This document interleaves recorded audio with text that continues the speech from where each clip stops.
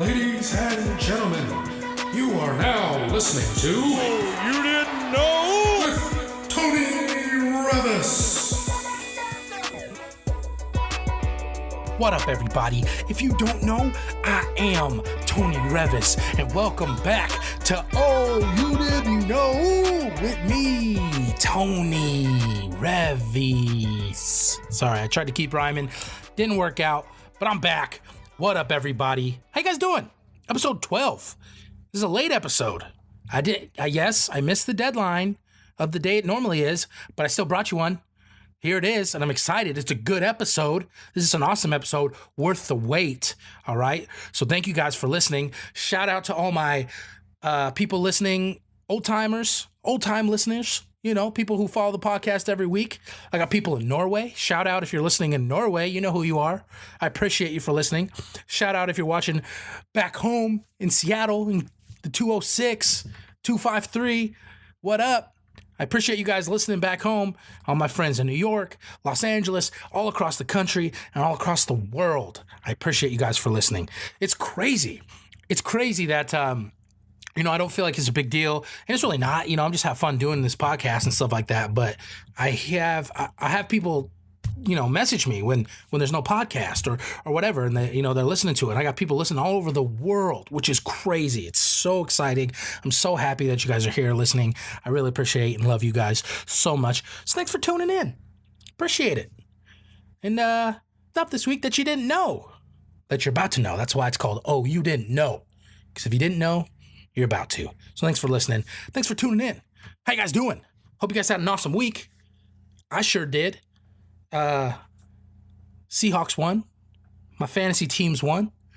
Been killing it in fantasy lately, which is good. I'm on the edge. I got to win every game, but I'm hanging in there. So we'll see how that goes. What else I've been doing? I was in the studio yesterday working on some new music. Yes, it's coming back, people. Oh, I'm excited. And it's new stuff too. It's not like the same, like my last EP, So Grown. Check it out if you haven't. Go listen to it. iTunes, Spotify. Just search it and listen to it. Do it. Anyways, I got new stuff coming soon that I just started working on. Literally just started working on. First day back in the studio. Working on some stuff. Shout out to Mark Solomon, homie Mark, working on my music with me. We came up with some crazy beats, guys. Crazy stuff. I'm excited to show it. Excited to share it with you guys. It's new. It's new for me. I got something real to say this time, It's not, the comedy stuff is great, and it's like I like to tell stories and make people feel good, and that's what it is. Very lighthearted. Don't take it too serious. This stuff is more passion behind it, and I'm excited to share it with you, and hopefully it comes out how I want to. Just getting started, like I said, so we'll see, but I'm excited to be working on it. So stay tuned for that, y'all. But what else has been going on in the world? How you guys been doing? You guys can hit me up on Instagram and Twitter at iamTonyReavis, and shoot me some emails. iamTonyReavis at gmail.com, and let me know what's going on there. But hold on one second. My roommate's giving me a call. What's this about? Hello? Oh, wow. Okay. It's messed up. She gave me a call. She probably butt dialed me.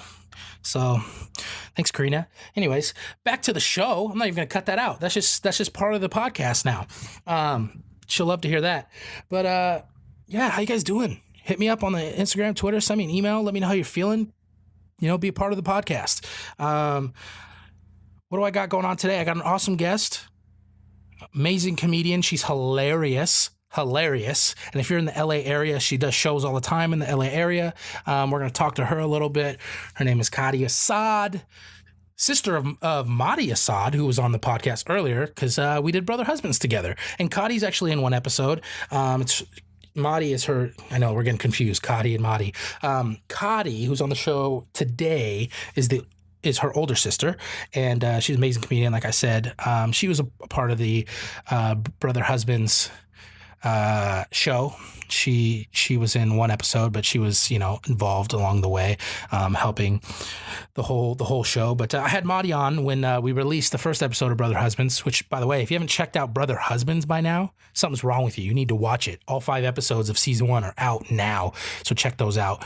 But we talked to Maudie, and now we're having Kadi on the podcast. So I got two of the Assad family members on the podcast. That's awesome. The 2 sisters. Now I only got to get Mark. Mark, you got to be on here. Anyways, shout out to you, Mark. Yeah, but she's going to be on. We're going to talk a little bit about doing comedy, doing stand-up in LA. That's a tough game, and she's killing it. She's doing awesome, and it's tough to get started in LA and do the comedy thing, which we'll talk about. It's not easy just because, this is the entertainment capital of the world. And this is where all these comedians live. So it's like you can go see, Dane Cook on Friday. You can go see Dave Chappelle on any given weekend here. It's crazy. He just shows up at the Comedy Store. Just unannounced, just shows up and does a set. You know what I mean? That's hard to compete with. So we'll talk about how she's doing it because she's killing the game. So I'm excited to have that conversation, being a comedian myself, and hearing her success story, which is great. So I love comedians. Love comedy. It's a great thing. So look forward to that. Stay tuned for that. Also, my mom is back on the podcast by popular demand. Her own demand mostly, but I know you guys love her. I love her too, but we got a few questions for her. She's going to give some advice. So stay tuned. Pay attention to that. We can all learn a thing or two from my mom. We should all listen to our parents more. And, I'm sharing my mom with you guys. So enjoy her wisdom. Take it. Better your life. She's here to help. You know what I mean? But definitely send me those questions to the email, iamTonyReavis@gmail.com, on Instagram and Twitter when I post and ask for questions. Hit me up. Let's get you on the podcast. But let's get started. What's going on? What's going on, guys? Man, my brain is going crazy. I'm a little late and I'm a little frantic because this podcast is going up late. But what's been going on in the world? The biggest thing for me that I noticed this week, which is crazy, which I think I'm a little late to the game, but it's so crazy that, hold on, she texted me. Karina called me and then hung up on me, but she texted me. She said, oh, she wants me to feed the dog. Of course I'll feed the dog. I love that dog. Lilu, I love you. I don't know where you are. You're in this house somewhere, but I love you. Of course I'll feed the dog. Anyways, what I was talking about, I was talking about these robots, guys. Skynet is happening. Skynet is here. Do you guys realize this? Do you understand the severity of this situation we got going on? For those of you who don't know, Skynet is like the Terminator, in the movie Terminator, when the machines take over, all right? And it's a very real fear, and it's happening. Okay, there's now a robot who became a citizen of Saudi Arabia or something. Her name's Sophia or something like that. And she can like talk to you and stuff. And I think a lot of the interviews and stuff, the videos they've done have been like predetermined stuff, right? Where it's like pre-programmed, but she's like humanoid, like lifelike, her face and the way she can like understand stuff. And it's, obviously we're far from Skynet, but this is like the first big step in the right direction towards that happening. And I don't like it. We're getting a little too cute, guys. Getting a little too cute with the robotics. All right? I understand creating machines and robots to better the lives of humans. Yes, but why do we have to make them like humanized? You know what I mean? Like there's a quote from The Office when they're going to make a statue for one of the past branch managers who dies, and they say like, oh, why don't we make him a robot? And Dwight Schrute says, oh, we should make him 2/3 size so it's easier to take down if he goes rogue. And I think that's what we should be doing. Let's make all these robots small. Because there's another one I saw. This one's what really got me scared. There's another video I saw of this robot. It doesn't look like a human. It looks like Chappie. If you guys know that movie, it's like, the robot. It looks like Chappie, and it's doing like backflips and like box jumps. Like it's just like, a super athlete as a robot. And like, what are we doing? We're not gonna be able to take these robots down if they decide they want to, destroy all humans. We're screwed. We're screwed if that happens. And even that is far-fetched. I understand that. That's Skynet. That's the movies. That's crazy. Sure. But what if some evil doers get their hands on these robots and program them to hurt humans? You know what I mean? I know there's like the laws of robotics and stuff, but like, I don't know. If bad people get their hands on these robots and they're like, all right, you go slaughter this village, it's crazy. It's backflipping robots. It's not good news. What are we doing? Self-driving cars? Get out of here. Humanoid robots? No, thank you. We have enough problems in this world. We don't need to create artificial ones. It's nuts to me. I don't know if you guys have seen this, but you guys need to check it out. Go check out these videos of this Sophia robot where she's like a human and she's like, oh, I'm a human. Or she's like, I just want to be treated like a human. But no, this is bad news bears, guys. This is bad news bears and it scares me. And I don't even really want to talk about it because I'm like, it's too creepy. It's too real. What are we doing? What are we doing? We need to check ourselves before we wreck ourselves, ladies and gentlemen. Just saying, I'm putting it on the record right now. You heard it here first. Oh, You Didn't Know podcast with Tony Reavis, episode 12, Skynet, on its way. And I'm going to have to be the leader of the resistance now because I was the first one that spoke it into existence. So follow me. Follow me on the road to redemption after these robots try to take over. We're going to have to take them down. Anyways, that was a sour note. It's really scary. I'm really scared because like the way technology is moving and like when the first like cell phones came out that like everyone had a cell phone. Like now I'm not talking about like the 80s where like the big phones and like the car phones. But I'm like when everybody had a cell phone, I was like, oh cool, you can just text people and it was like great. And now it's like with the facial recognition and all this stuff, like it's crazy the way technology is evolving. And who knows where it's going to go. And it's frightening to think about. Very frightening. Ugh. I'm all scared. I want to talk about something else. I don't know. Oh, here's something that's not scary, but it's frustrating. This is a new segment. No, it's not a segment, but I just want to talk about food for a second. Because, you know, I love food. Who doesn't love food? We all love food. But I've been addicted to like grilled cheese sandwiches lately. All right, I'm an eater where it's like I go through phases where it's like I'll eat a lot, the same thing over and over again for like a week, and then like I get old or I get over it, and then I move on to something else that I eat for a week over and over again, and then I move on. And then it's cool when it's like, oh, I haven't had a peanut butter and jelly sandwich in like 9 months, and I eat one again. I'm like, oh, this is glorious. And then I'll eat only peanut butter and jelly sandwiches for a week, and then I'm over it. And then I'm like, oh man, I haven't had grilled cheese in a year and I have grilled cheese forever. Anyways, I've been on a grilled cheese kick because I went to the grocery store and found this like sweet Hawaiian bread. Like, you know, the sweet Hawaiian rolls, fantastic. But this is like sliced bread version of that. And it's fantastic. I love it. And I've made grilled cheese out of it and it's fantastic. But the problem I have trying to make grilled cheese sandwiches, I can't flip the damn things without this whole sandwich falling apart. It's so frustrating. I just want to grill my Sammy, flip her, and eat her. But no, I gotta get her ready. I gotta like give myself a pep talk, like you can do it, Tony. Just nice and easy, quick. Just flick of the wrist. Look at the flick of the wrist. That's all it is, you know. And I just like, okay, you can do it. Flip it, and then like the top bread comes off, the cheese gets all, you know, sideways and then falls on the hot pan and starts melting to the pan as opposed to melting on the bread. And it's just a disaster.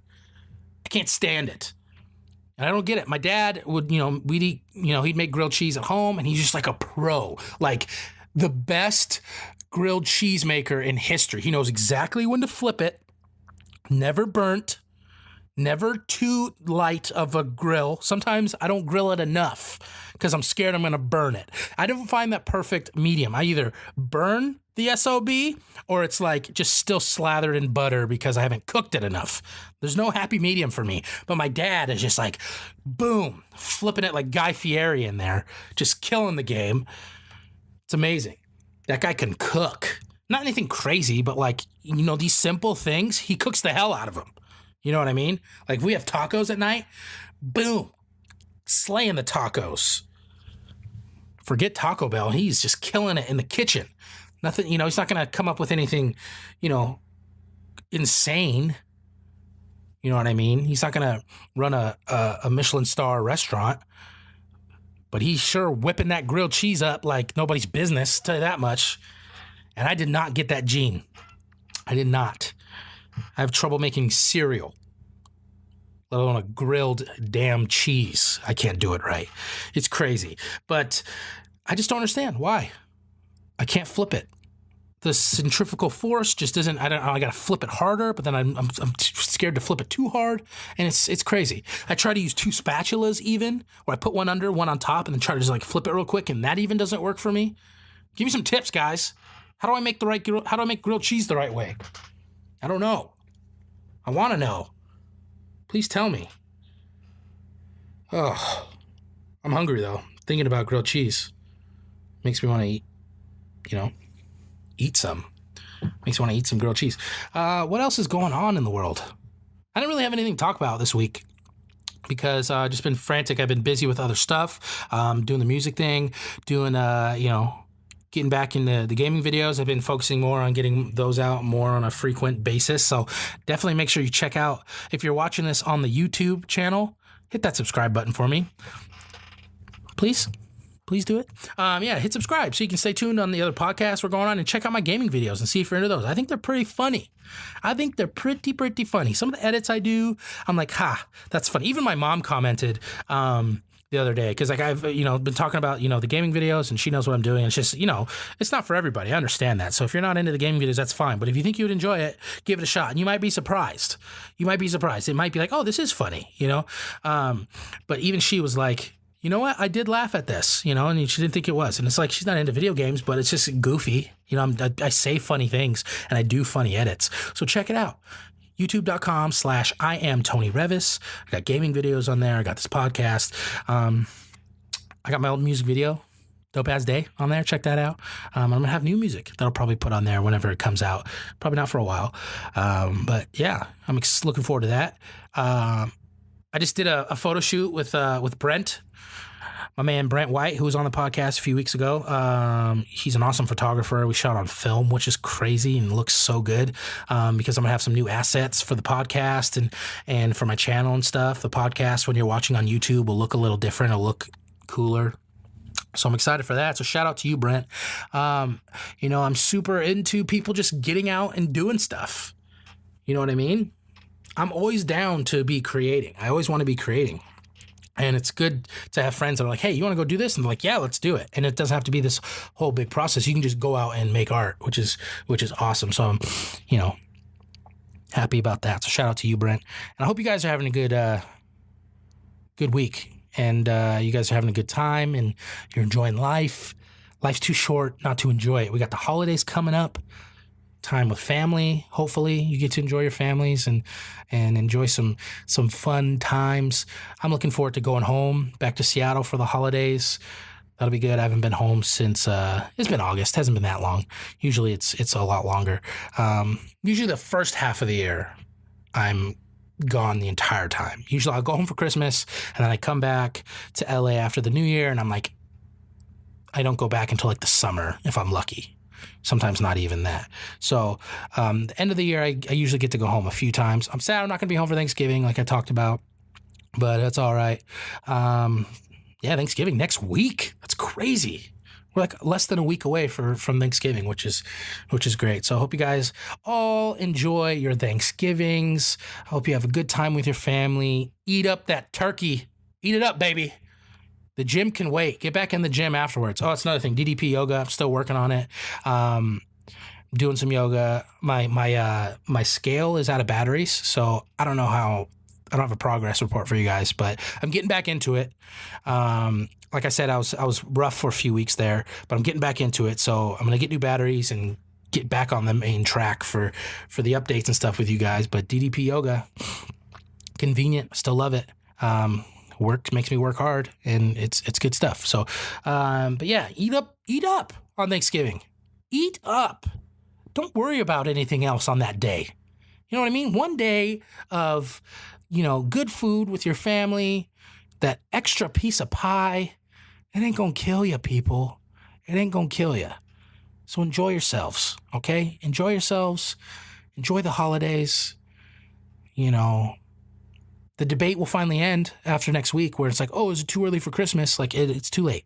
The debate can rage on for another week, and then it's too late. No more debate. I'm looking forward to that because, you know, I'm a post-Thanksgiving guy, like I talked about, and I love me some Christmas movies and stuff, but I won't watch it until it's like December. So I'm looking forward to that. But yeah, have a safe holiday. Have a good holiday. Enjoy your family. Enjoy your friends. Enjoy your food. Enjoy your football. Enjoy your... I can't think of any other words that start with F that are appropriate. I'm not going to say bad words. But enjoy it. Enjoy Thanksgiving. Enjoy your Black Friday if that's your thing. Just be careful out there on Black Friday. Don't get trampled. And, you know, think about the people that do have to work on Black Friday or on Thanksgiving if you're out there shopping, that they have to do that. I've had to do that when I worked retail, where I had to work on Thanksgiving and Black Friday. It sucks because I couldn't be with my family and stuff like that. So just think of those people if you're out. Think about the people. They don't want to be there as much as, you know, when everything's going crazy and you're getting frustrated. Think how frustrated they are having to be there and try to help you. So I hope everyone has a great holiday. Stay tuned. We got Karina Assad coming on the podcast. Looking forward to that interview.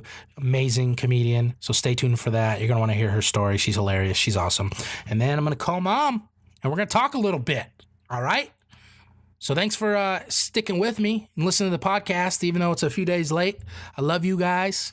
And we got the interview with Karina Assad coming up next, y'all. Stay tuned. Psst. Hey. Yeah, you. Let me ask you something. You like to laugh? Yeah? Of course you do. So why not subscribe to my YouTube channel for awesome videos where I play video games? I mean, I scream, I yell, it's a riot. So check it out over on youtube.com/iamTonyReavis and laugh at my video game pain. It's also a great place to catch this weekly podcast. So don't miss any of the action. Head on over and subscribe today. Okay, bye. All right, welcome back to the podcast. I got Karina Assad with me. What up, Karina? Yeah. Hey, how are you? I'm good. Thanks for coming by. I'm excited to have you. Yeah, I'm so excited to be here. You're like the first like comedian I've had on. Really? Yeah, like I mean, I've had like comedic actors on. Yeah. Like, you know, I had But not Jess Weaver, who's you know, funny show or whatever. But right. Like, you're the first like comedian who's like hitting like the stages. A comic doing it. That's awesome. It. So especially coming from that world a little bit, I'm excited to have you on and tell the story. So thanks for being here. Yeah, I'm here to tell you. Well, I'm so happy to be here. Yeah, I'm very excited.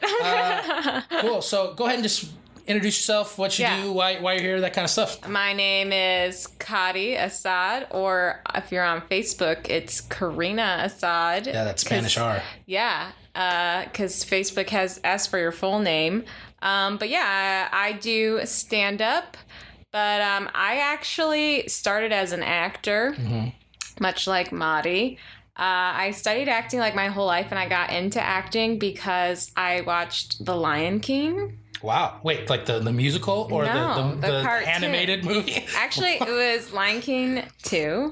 Wow. And I was like, I can do all of these voices. Oh, wow. I was like, I can be Nala, or I could be, what's her name, Kiara at age 30 when she's like an adult lion, and I could be the baby lion. I was like, this is bullshit. I need to get into this. It's not fair I'm not getting these opportunities. So that like sparred my interest in it. Right. And then our Madi and me have an older brother, Mark. He was like the social person growing up. I was not social. I think she'll probably be mad at me. I'm going to talk Madi, whatever.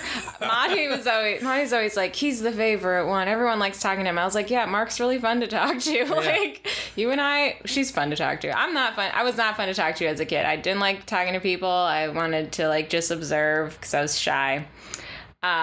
So like, but Mark was like the social one. So he was like doing the school plays and doing cool things. And he even got like a commercial theatrical agent when he was like 13, or It was a scam. I can't tell. We were too young to figure it out. Right. But like it looked like he was doing real things. He flew out to LA from Arizona to like audition for like Nickelodeon shows and stuff. And, he like auditioned. Do you remember that Harry Potter Coke commercial where it was like the owls and the Coke? I think so, actually, yeah. He auditioned for that, and I don't think he booked anything, but like he was doing like big stuff. He was like 12 or 13 or something, and then he injured his back, and he had to like have back surgery and stuff. So he couldn't do it anymore. So then we kind of like weren't talking about acting, and I like was riding horses and stuff. I had a really hard childhood. I was like, people were like, what's it like being a woman of color in America? I was like, my horse was named Ebony, and So you were like just riding horses like for fun, or you were like riding horses? I like rode horses every week, and I leased a horse, which is like borrowing a horse. After like I rode from ages 6 to 13. Yeah. 6 to 13 okay. I rode horses. And I won't get on a horse. I'm too scared. You're like Marty. And I'm huge. Would you worry about hurting the horse? A, that, but also like this horse would be like, I don't like this person on my back. It's huge. Yeah. Get him off. That's really funny. I was so like I was not good with people, but with animals, I did a lot of stupid things. I got attacked by so many dogs because I would just squeeze them. Oh, like, geez, yeah. So like horses, I was like, these are my people. I was like, you're the horse whisperer. I was like, I love these horses. Yeah. And there was like a crazy horsewoman that ran this place, and like I think she took some of the drugs that were meant for the horses. Like she would buy a crazy horse, drug them, and then sell them because they were drugged so they seemed calm. Oh. And then that's messed up. She was crazy. But like she would put me on all of her new horses because I was like game to ride these like wild horses. So I was doing that. And then we moved from Arizona to NorCal, and then I was like, I'm going to do this acting thing. I'm moving to California. Mm-hmm. I'm going to be a f***ing actor. I'm going to rule the cartoon world. And like, also I didn't understand race at all. And I was really interested to find out where they auditioned for Cho Chang in Harry Potter. I was like, I could do that. Like, yeah. I was really like overly confident about things when I was a kid. I remember my mom, like when I was getting into acting, my mom was like, find me theatrical, like theater auditions. I was like, no, I need to know where Harry Potter auditions. Yeah, you were shooting for the sky. Yeah. For the sky. That's great. I was like, what is this? But like I moved to California, way up north past LA, up north, Santa Rosa, California. And there was like, I did like the middle school thing, and I thought I wanted to do musical theater. Mm-hmm. And we did Guys and Dolls. Are you familiar? Yeah. Guys and Dolls, I studied the song so hard. I sang so well. I wanted to be Adelaide so bad. And it was a double cast. I was like, I'm going to get to be Adelaide. I was Nicely Johnson. They cast me as Nicely Johnson, which is funny because that person is usually really robust, like the tall, and I was very small. Yeah. But they put Rockin' the Boat back in the show because they liked my singing skills. All right, there you go. So I sang Rockin' the Boat. So that was like middle school, and then high school. Maddie and I were both in this. I don't know if she talked about this on here. Probably not. See that. So I gotta have Maddie back on the podcast because we did it the day that Brother Husbands came out on YouTube. So that's what we talked about. Oh, okay. And I didn't really get to interview her about her journey as much as we talked about Brother Husbands. Her journey's whatever, but like her journey's stupid. I'm kidding. It's not. I'm just saying it's not as good as my journey. Right. But it's whatever. This is the better journey. So like, she'd be so mad. Can't wait till she hears this. I know. And but like, so we were in this really intense theater program. Like now that I think about it, when I hear other people talk about their college programs, like it was like as intense as like a BFA. Training like this. Where'd you go? It's called Santa Rosa High School. Oh, okay. Oh, so this was your high school program. This was high school. It was a magnet program. So it's not a private school, but they let kids come from all districts if you made it into the program. Right. And it's a specific... It's like theater. Yeah. So you had 2 hours a day, dedicated it to every day. And then when you got older in the program, you would stay after school. So you'd be doing theater like for 5+ hours a day. Wow. And just like a free school program. But like this guy who ran it was like crazy genius, but also looking back maybe creepy. But like there's that fine line. It's like what are you doing, man? But like he would just like, he really expected you to make him believe what you were doing. Like he like, no ifs, ands, about. He's like, I don't believe you. Do it again. And like, it was very dramatic. We did like Sam Shepard plays, Maddie and I. Wow, that's deep for high school. Yeah, really deep. Do you know Lie of the Mind? Uh-huh. Maddie and I did that play. I was Beth, and she played Mike, but like we made it a woman. I think we both rocked it. I rocked it just a little more than she did, but we both rocked it. And that was a really great acting experience, actually. It's probably the best acting experience of my life. Whatever. It was good. So like I came from that, like I was like, I'm be like intense things. And I was like, I want to do film. I want to do theater. Theater is my life. And then I went to Emerson College. And that was fine. I don't know. It's fine. It was just like the theater program I was in was so like artsy and so like about your soul. Right. And then Emerson was like hipsters and like, did you make this video go viral? And like, it wasn't totally my scene. Mm-hmm. I was also like, I was very privileged growing up in the sense I didn't have to deal with race very much. And then I got to Emerson, had to deal with race so much, so much, especially in the like acting program. Like I was the token person of color. And like, I felt like they were talking about somebody else. I was like, who are you talking about? Like, they're like, no, it's you. You're the person of color in the room. I was like, oh my God. And like, I remember I was called in to act for like a black person's role, like a role that was written by a black woman for another black woman. And I was like, you can't just switch this around. Like, it's not how that works. Right. And like, I think they've improved since then, especially like as I was leaving, I wrote an article. I didn't mean to rip them a new one, but I think I inadvertently ripped them a new one about it. And like, I got calls from I feel bad for the guy, from the only like a person of color staff member about it, being like he was like, I tried to tell him that students felt this way. Cause I wrote an article that got popular in the theater community about it, just about like how theater needs to like really wake up about people of color and like do more stories about them and like just stop like alienating them, I guess. And so he called me basically to like ask my opinion more personally, and if I felt like sad that someone in the department did it to me.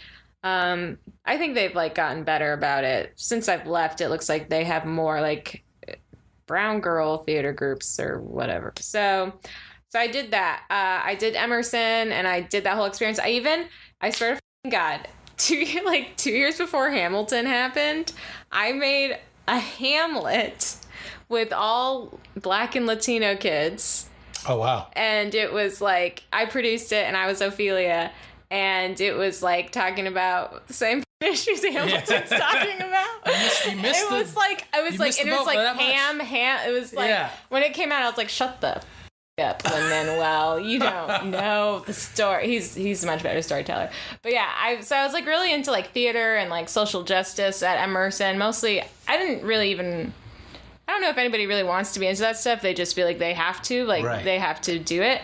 So I went there, and then I graduated, and I got cast in this play called Unto These Hills, which is a historical drama in Cherokee, North Carolina. Okay. And it's outdoors all summer, 6 days a week. It plays. And I was the lead of the wife. My name was Nanyahi.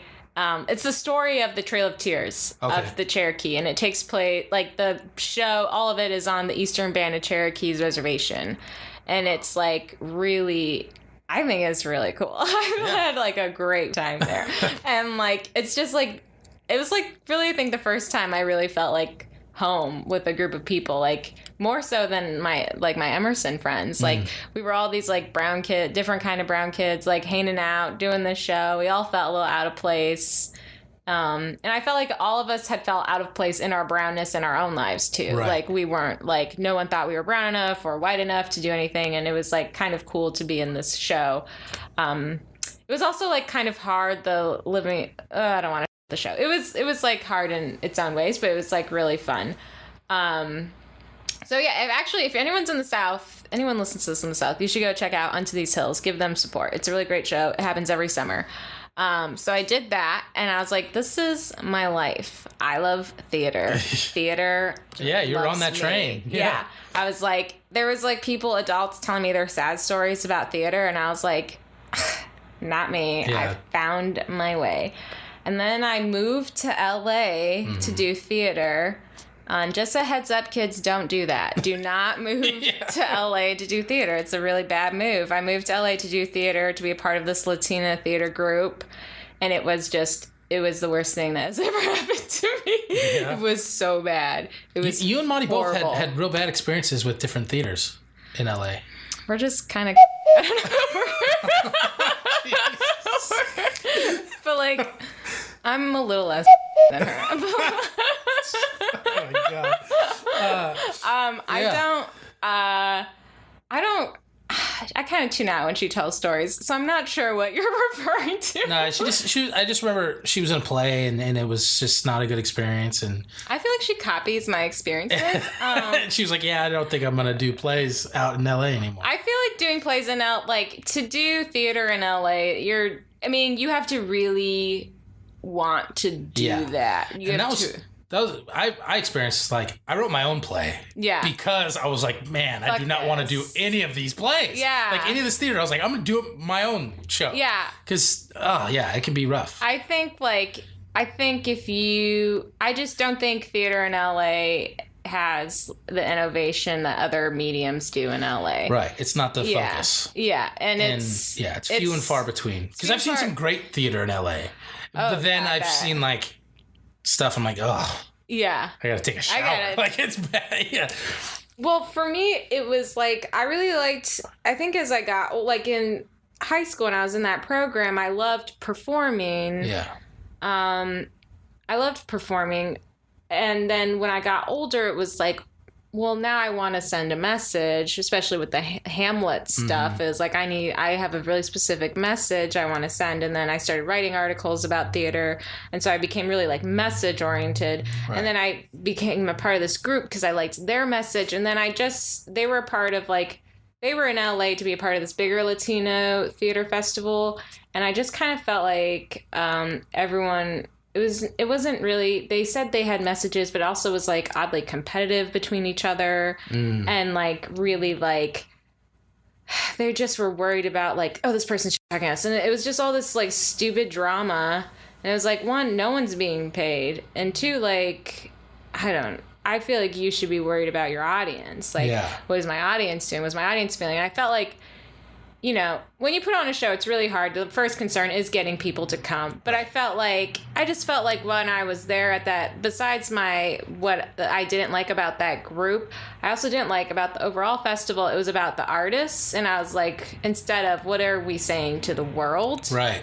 And like it was like they were saying that, but while I was there, I felt like there was so much tension between all the other art makers and everything else. And I was just like, I don't want to do this. I don't want to do this. This is not what I'm here for. Like, and like it was like probably overpowered because me and that group really did not get along.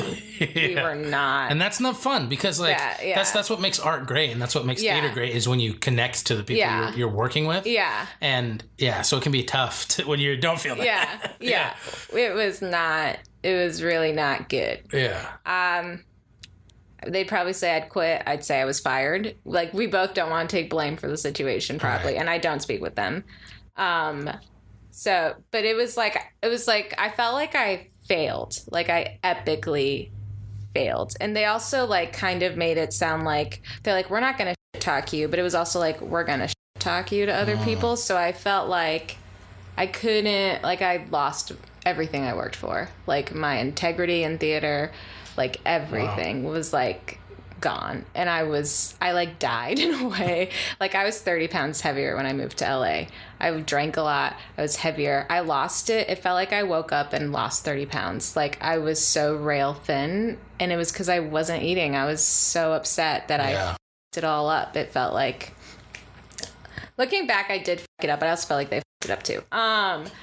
But like, I was done. I was like having panic attacks and like, people would hang out with me and they were like, we're here for you, but you're being kind of weird. And like, I was just like always looking around the room. Like, I felt like I didn't know who I was anymore. I was like, a big part of what you identified with for a long time. Yeah. Just like died. Yeah. And, and before that, I always had really bad anxiety anyways.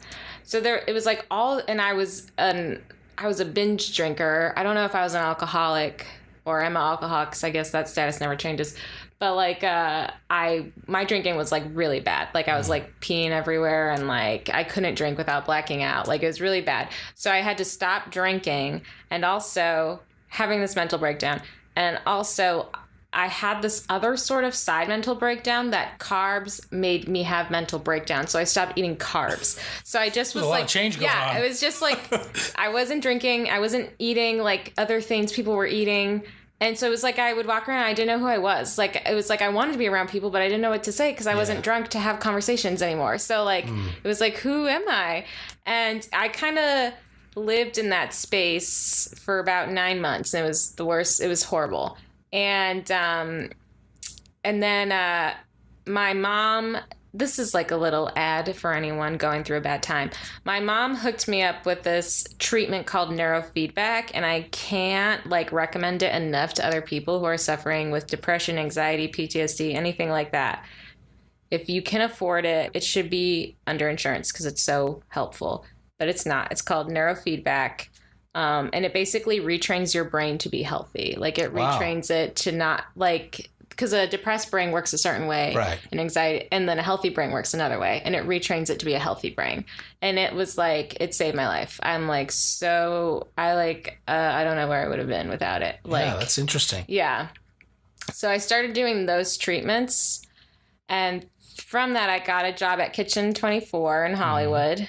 And for a while, I was just kind of like, this is it. This is my life. I have a job at Kitchen 24. My brain works. And this is it. And I was like, that's fine. I was like, that's okay.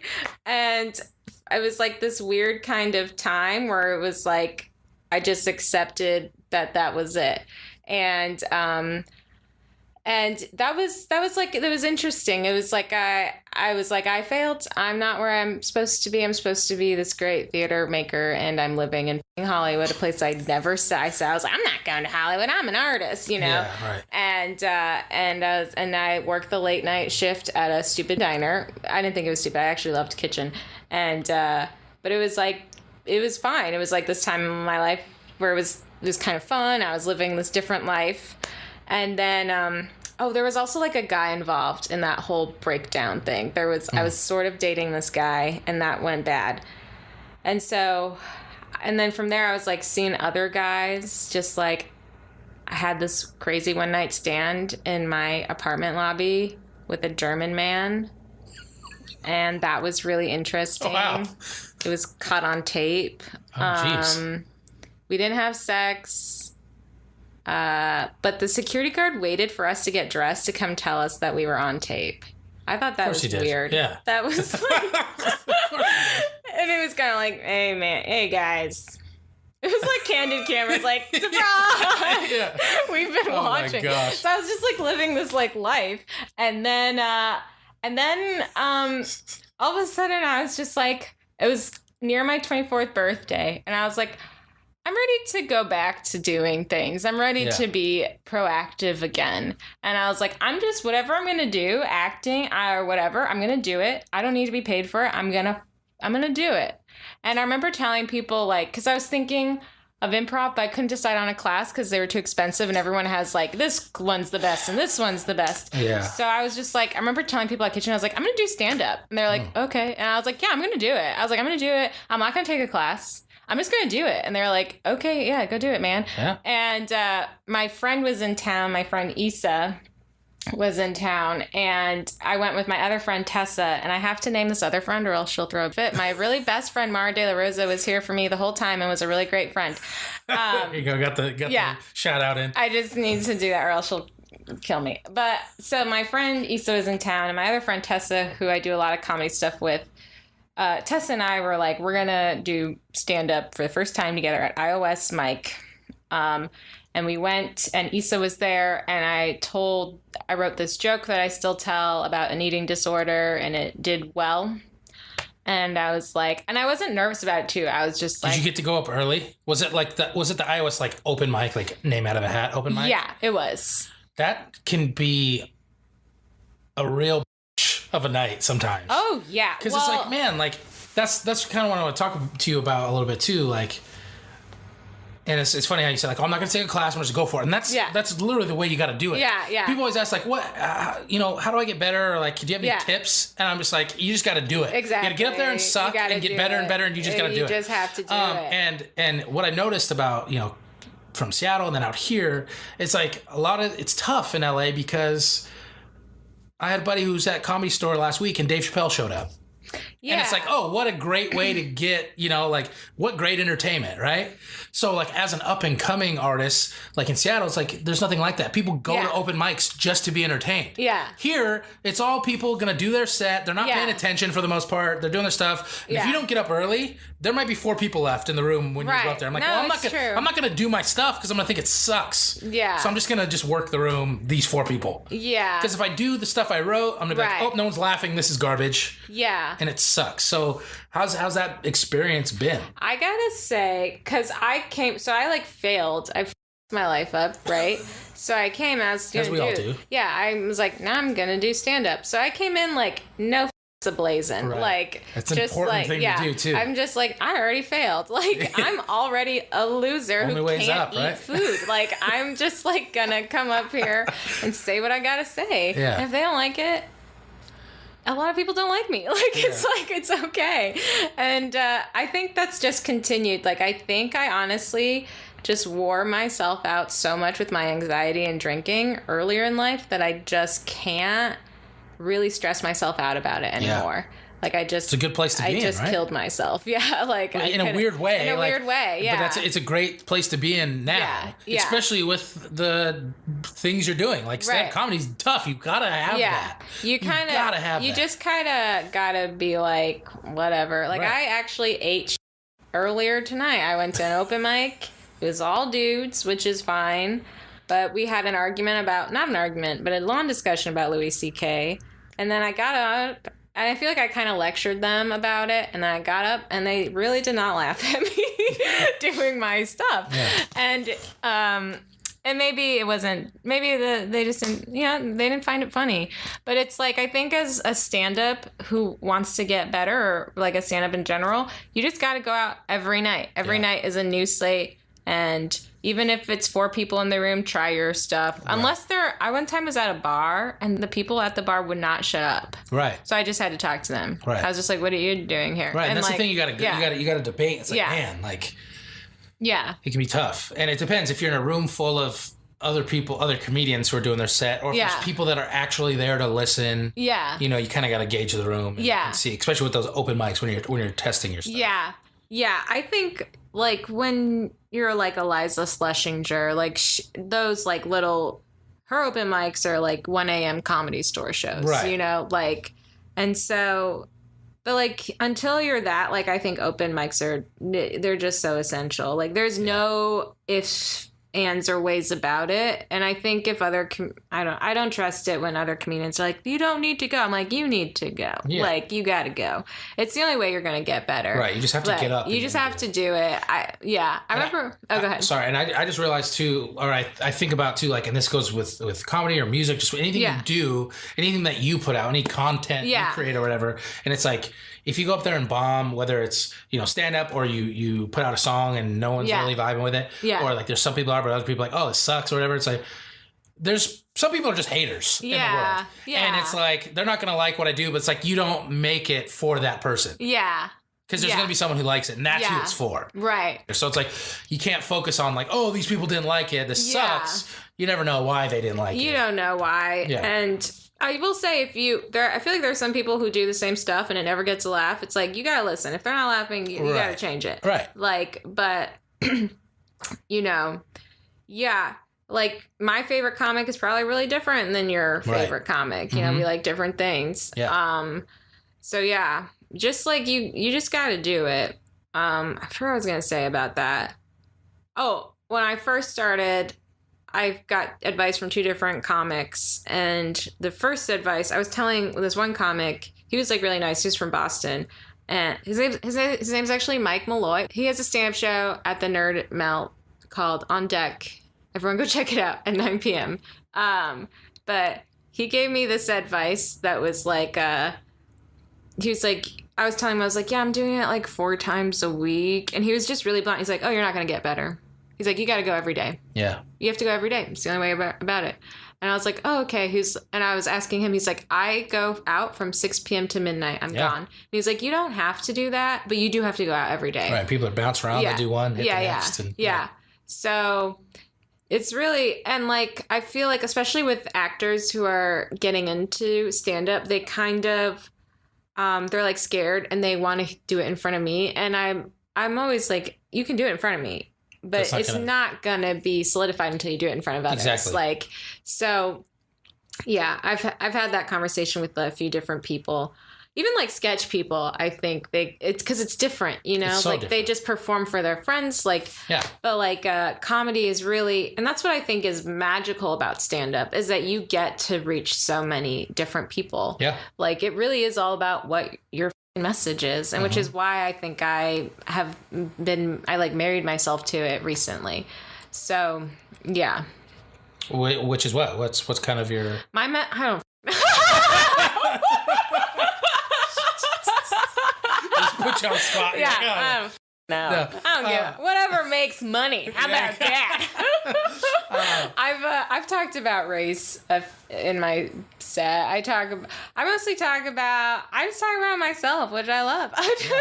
God, I'm an asshole. Different things. I'm like, I left theatrical theater to talk about myself. Yeah. It does things work in different Some ways. nights it's like, oh, okay, I can tell dick jokes. Yeah. Here. I guess I can't tell dick jokes this night. I have one dick joke. You gotta have one. Yeah, it only works with other comics, I gotta say. The other people, because my grandma's involved in it, so like it's not that bad. That must be quite a dick joke. I think it has a great turn. Yeah. But my message, I think it's still kind of like, I guess if I were to put my message into words, it just is like, it sounds so stupid. But kind of like what I've always been trying to do is like, brown people are people. Yeah. Like we're all the same in our own ways. And just because, especially for me, like I felt like, especially at Emerson or like I was called into I was called into like a big army show to like play a part, and I was like so excited. It's like this big cable network show I was called in. Oh wow. And they were like, yeah, you have to speak Arabic, and like the last line was like, I am daughter of Allah. Like it was so like terroristic, admitting you're a terrorist, and it was just like, it would have been cool to have gotten it, but it also would have been like, but I'm encouraging people in the middle of the country to be more scared of people who are Arab and stuff. Yeah. And so I guess, yeah, just like we're all people. That sounds so stupid. No, that's a great message. Yeah. Yeah. Absolutely. Yeah. Okay, so you got started. Yeah. And things have been going well. Things are going well. You're killing it. Yeah. Which is tough out here. I see so many people like, oh, I'm starting to stand up. I'm like, good luck. And then I never hear about it. You've been doing, you've done a few like competitions and stuff. Yeah, I've won. I think the best thing I have done was actually, I didn't post about it on Facebook because I didn't make it to the final thing, but I got called back for NBC's stand-up thing. I was like they auditioned like a little over 100 people, and they called back 15 people that day. And and I was one of them. I didn't make it to like the final thing, but that was like probably the most like reassuring thing that has happened. I've done that. There's like a contest at Flappers. I think everyone should do it. It's called Uncle Clyde's Contest. And yes, you have to bring people to vote for you. But it's just, you meet a lot of people. It's how I got out of Bringers, is that I did well. And like another guy on it was like, hey, come do my bar show. And then I realized that there are other shows besides Bringers. And then I started doing bar shows and started doing people's personal shows. And so I think I'll say this too. I feel like other stand-ups would say it. It's if you do a competition or a festival, the awards, it's not really about the awards. Right. It's about doing well in front of other people, and then you'll be asked to be on their shows. Right. So I'm like learning now, finding a mentor is just so important. It's not even like a mentor who tells you what to do, but just someone who's doing a little better than you are, taking you around and being like, hey, this person's cool. Like that does so much. For sure. Just the other night, I went to my friend's show. He was on the Improv, and one of my favorite comics, Taylor Tomlinson, was on, and he was like, I've seen him at a Comedy Store. It's a girl, yeah. Oh, who am I thinking of? Taylor Tomlinson. My friend is Hank Chen. He's doing really great stuff. He's been on Transparent, all this stuff. Oh, nice. Plug for Hank Chen. But yeah, what was I gonna say? Oh, but like he was just like, have you met Kari or Kadi? God, I have to figure out my name. And like, trust me, I have the same like. Yeah. Because people say Reavis, but my family, we say Revis. Yeah. It's that REA. Yeah. Because you read a book, it's spelled the same. It's identity crisis I've had my entire life. But I should write a bit about it, but I can't figure it out. Yeah. But he was like, have you met her? And then I got to talk to her, and it was like so great. I was like, because she's done so much for female. Like there have been so many great female comics. But for me, she was the first female comic who told like a very similar story to mine, and I had never seen that before. Which is like the like religious girl who's like, "What is sex?" So, that was last night, and I'm like still ecstatic that happened. Now we're Facebook friends. Hey. She's probably like, this crazy stalker girl approached me in the middle of the club. I feel obligated. Yeah. But it goes a long way. I feel like I'm doing well, but I'm kind of hitting a wall or something because I've done a lot of like outside of LA competitions and stuff, and then like in LA I'm doing bar shows and friends shows, but I'm not like at the Improv or the store and stuff. Yeah. And that and I'm like I'm new. I'm 2 years in, which is like like a Super. real timer, that's like nothing. Right. But I think in the community, that's like, you're not that new. Like in the community. So I do have to start pushing myself, figuring out, how to get into those bigger shows, that's a whole journey, which is like kind of its own thing. But yeah. I also like deciding, do I want to do the road? Do I want to commit more time to acting? All that stuff, which is, its own thing. So yeah, that's where I am with that. And I feel like I was on my friend's podcast, plug for my guestmate's podcast, this mother right here. And he was just kind of like, yeah, you got to go do the clubs. Cause he's like a more experienced stand-up. He's like, yep, you just got to go do it. And it's like the same thing, your journey's always like on restart kind of. So yeah. Right on. So what's next? Like, where do you think you go? What do you think you go for? Like, if you had to, plan, because it can change. Everything changes. So you gotta be fluid with it. But you gotta just right now, I need to start also making content like videos and stuff. I feel like doing that. I have like concept ideas. I'm like, oh, that's too expensive, and then like, I really just gotta keep going. You know, I'm gonna keep going, keep doing stand up. But you are looking to get back maybe into more acting and. I would, for my like career and money, I would like to be cast in commercials and stuff. The road is really hard. The road is wild, and it's I guess I want to do it, but I have a boyfriend. I am a really picky eater. There's a lot of stuff that goes into it. It's tough. And I hate, so like, no, I don't think the road is really hard, and I'd rather kind of build up credit in LA and then do nicer road shows than just live on the road. Right. And maybe I'm like you're not a real comic for saying that, and to which I say, I don't care. Everyone has their own different everyone's journey. like different. Yeah. So yeah, it's like with all this new media, like it used to be if you wanted to do comedy through stand up is you did the road, and that was like Schumer she's like, I was on the road for years, you know?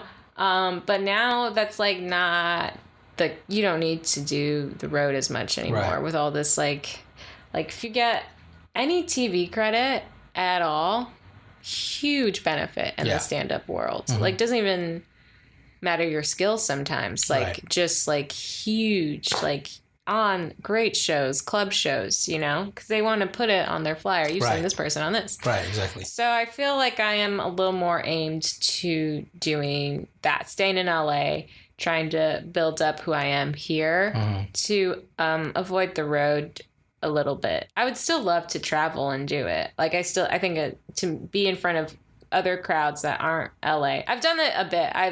I've done shows up in Northern California. I was in the World Series of Vegas and Boston. I think that was it. So like around. Yeah. But and it's different. I want to go to like the Midwest. I have family there. I want to do that.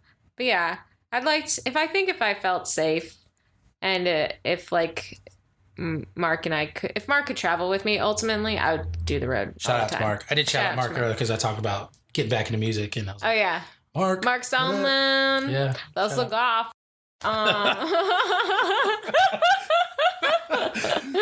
of a shout out. Great skill. Right on. So cool. What do you have going on in the immediate future? Do you have any shows coming up, stuff that we can check out? I have a show I don't know what time you're airing this tomorrow. If you're in LA. This is Saturday the 18th. Okay. So like before noon or afternoon? Who's to say? Before noon. It'll be before. I have this really cool noon show called Brunch and Bitches. And they have bottomless mimosas. I'm not producing it. It's at the Lyric Hyperion. Shout out to Lyric Hyperion Theater and Cafe. Yeah. Really great lineup. Rachel Scanlon's on it. She's big. Tracy. I f***ed up. Rachel Scanlon's on it. I know the other people's names. Other people. And then but it's going to be a great lineup, great show. It's bottomless mimosas, so you can get wasted. Can't beat it. So there's that. I have a few other shows in between, but I want to plug this. I'm producing a show at the Lyric again on December 10th at 6 p.m. It's going to be a great lineup. We're going to have awesome music. And also, you can, if you bring your dog in holiday wear and your dog is awesome and the most holiday weared out, you can win a prize. So please come to that show. Bring your dogs. Bring your dogs in holiday wear. December 10th, 6 p.m. It's awesome. And where can we follow you on the socials? And I am Karina Assad on Facebook, and I am at Kari, KARIASSAD on Twitter. And yeah, that's where I live. Right on. All right. Last question I ask all my guests when they come on. There might be someone out there right now who wants to be a comedian. Yeah. And we've kind of give some advice throughout this, or maybe they want to be a veterinarian. Yeah. And they just, you've come up and you've had different dreams. Yeah. And they've kind of tied in and they've changed and evolved, but you're out here following your dreams, which I think, which is sad that 99.9999999% of people don't do. Yeah. And just by taking that step and like, no, I'm going to do this, and you go for it, that makes you successful. Right? Yeah. Well, there might be someone who's listening who's like, oh, I would love to do this, but I would love to be on Broadway, but I can't. Yeah. I'd love to be a doctor, but I'm not smart. Yeah. What do you say to that person? What do you say to that person who wants to follow a dream, but doesn't feel like it's for them? What advice do you have being someone who is following a dream and doing awesome? I think you gotta take a step back and breathe in and imagine that inside of you is very powerful, and inside of you is you're safe and you're strong and you're protected, and ask that self what it wants to do in that safe, strong, protected place. And go do it. And when you do it with that feeling, I'm safe, I'm protected, I'm in my right. And just keep doing it. That's awesome. Yeah. That might be the best answer I've gotten. Oh my God, thank you so much for saying that. Because it's like all the answers have been good. Yeah. But they all kind of tie into the same thing where it's like, you just got to do it, right? Yeah. Like, just go for it. Do it. Yeah. Like, you got to be like, do what makes you happy and do it. Like, awesome advice. And that's like the code I live by. Yeah. But yeah, that was much more, that was like a visceral, like I felt it. Yeah. I could imagine, like, I'm like, oh yeah, I never thought about it like that. Like, yeah. That's awesome. Yeah. Great advice. There's a lot, my sort of accumulated from something Maya Angelou said, which is that, like, if you're a good person, you are always protected. There's a greater, you doing right, you are more protected than a bodyguard could give you. You have this protection. That's awesome. If you are in the right. And I really love that. It makes helped me so much out here. That's right. So be good to people. Be good and do right by yourself too. Yeah. Yeah. All right. Well, Karina Assad, thank you for coming on the podcast. Thank you for having me. Marty so sucks. Oh, I didn't say it, Marty. You know I love you. Marty sucks. You're fine. Go check out Karina December 10th. Carry on. Bring your dog. Bring your dog. Dress the dog up and go watch her do stand up. She's awesome. She's killing the game. And we're going to have you back on down the road maybe. Yeah. When you're like, like killing it. So much money. All right. Stay tuned. I'm calling my mom in a second. So enjoy that. Oh, you didn't know? People were a big fan of your voicemail. Well, what do you mean?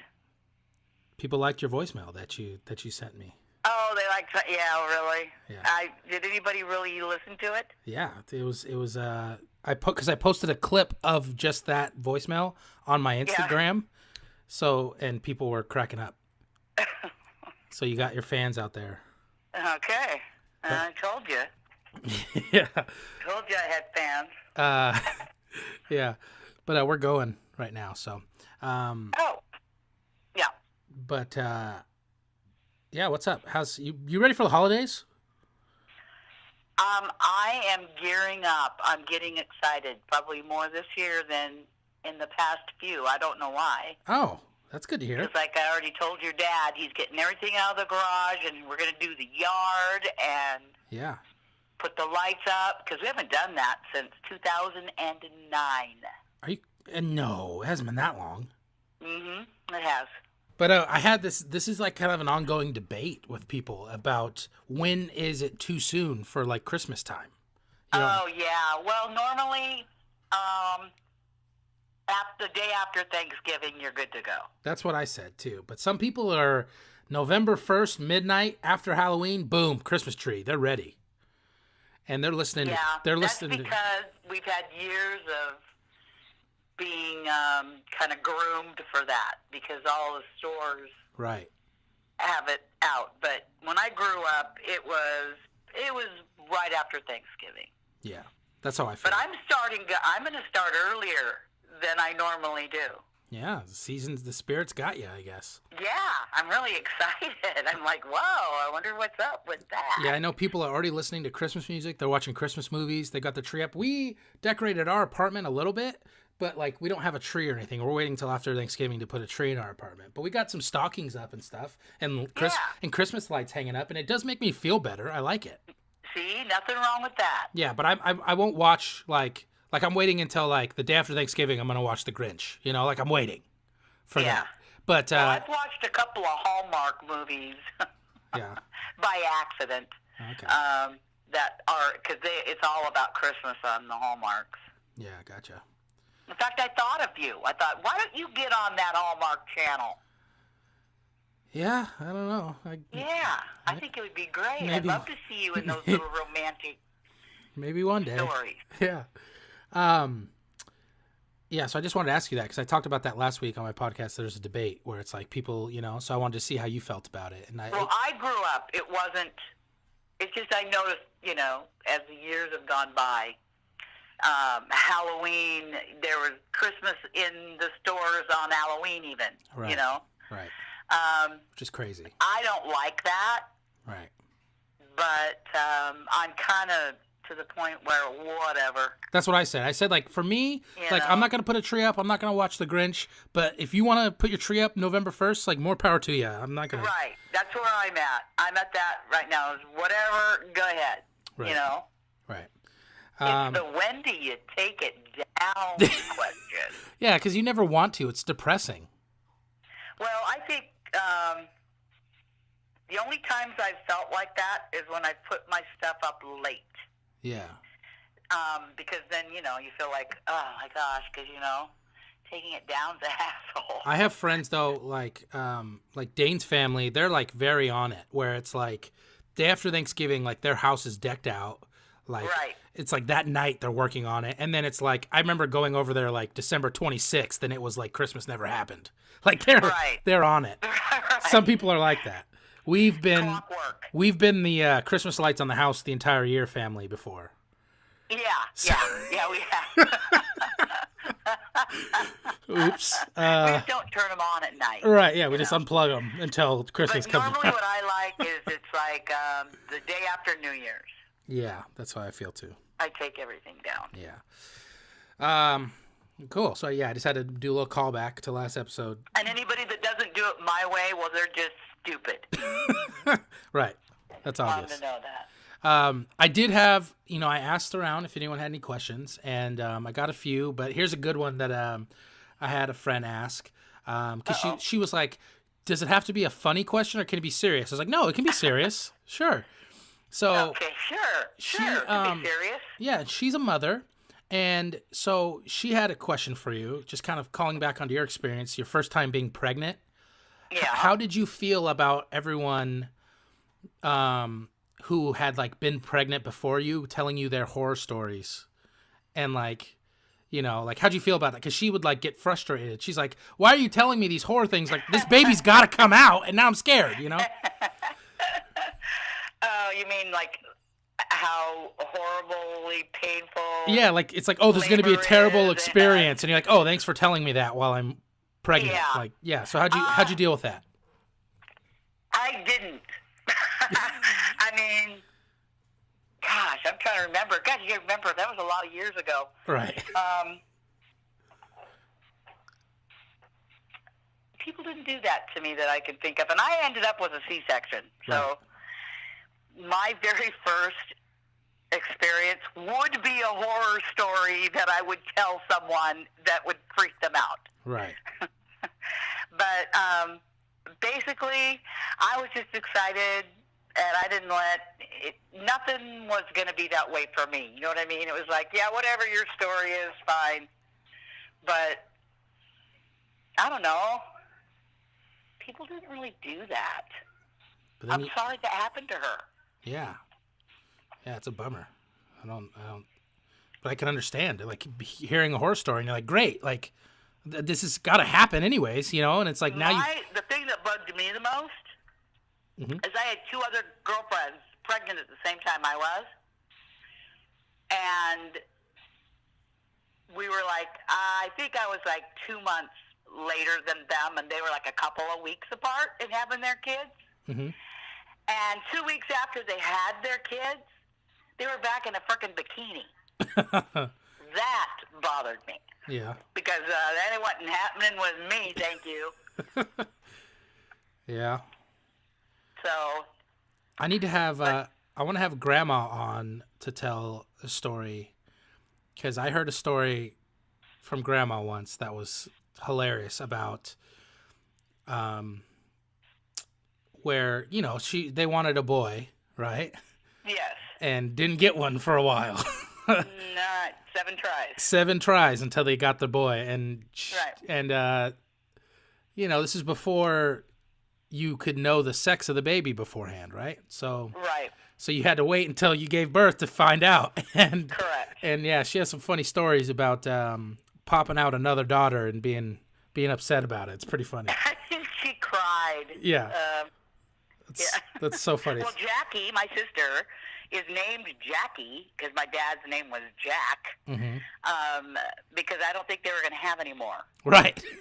Yeah. And she had been number 4. Yeah, and that was just... There were 3 more after her. The big disappointment right there. Well, no, she's proud to have his name. Right. Well, I remember hearing that story and just hearing like, he's like, all right, you have a beautiful baby girl. And she's like, oh. No. Yep. Funny.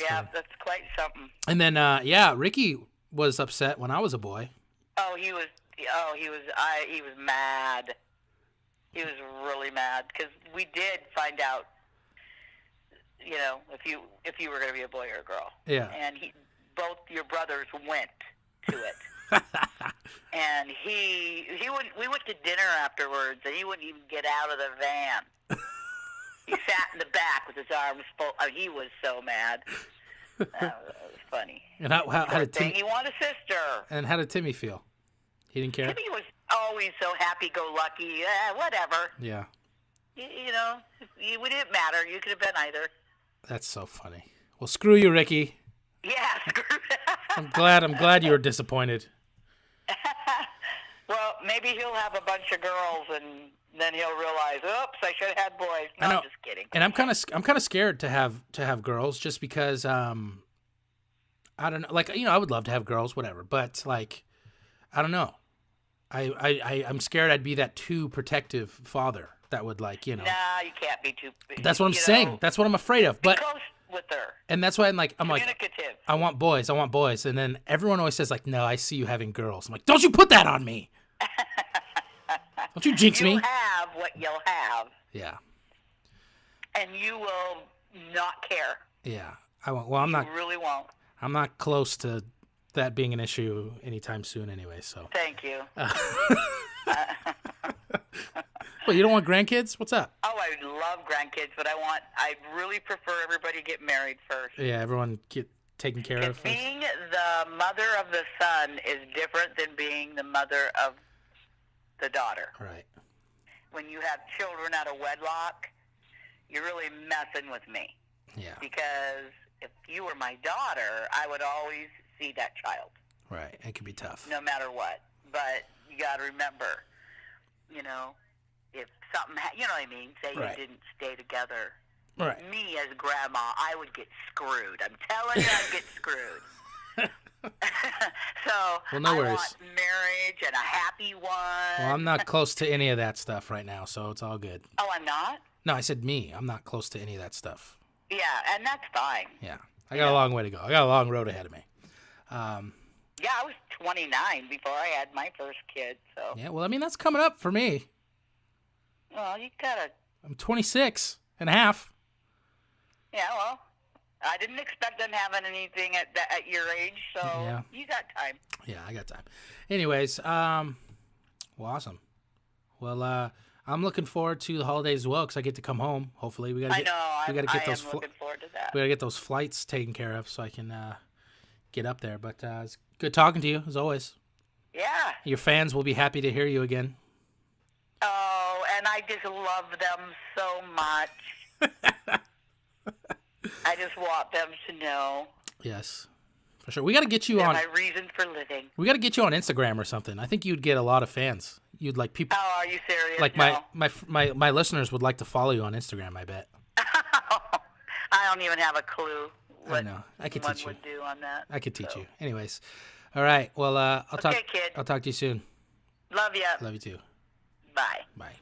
So that's going to do it for us here this week on episode 12. Oh, you didn't know? And if you don't know what that clip's from, that's Road Dogg from WWF, New Age Outlaws. Shout out to you. But anyways, thank you guys for listening. Thanks for tuning in. Shout out to Karina Assad for coming on the podcast. Make sure you guys check her out. She's hilarious. She's amazing, killing the comedy game. Check her out on her Twitter at Karina Assad. That's KARIASSAD.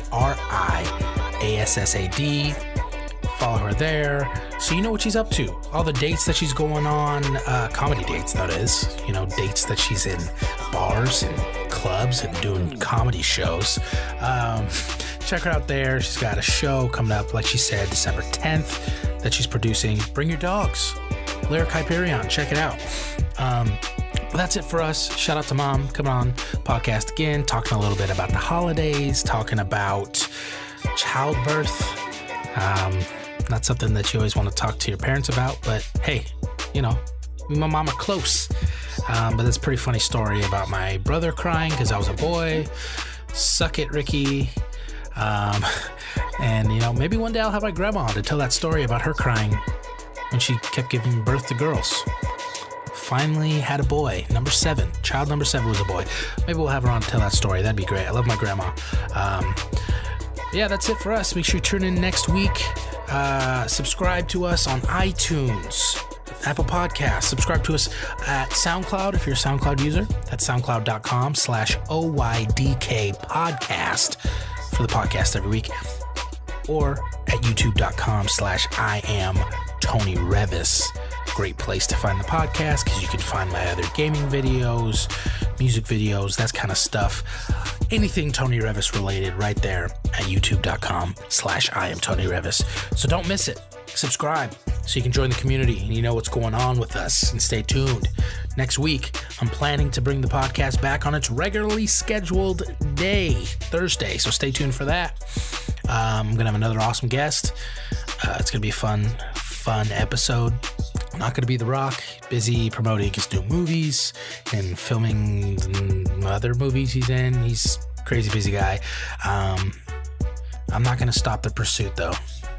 There will be a day when The Rock joins Tony Reavis on Oh You Didn't Know podcast, and it will be glorious. But until then, you're stuck with me. I love you guys so much for watching and listening. And hit me up on Instagram and Twitter. Become a part of the podcast. And we'll see you next time, people. Hope you guys keep it real. Hope you have a good week. And we'll see you Thursday. And if you don't know, now you know. I am Tony Reavis. I'm out.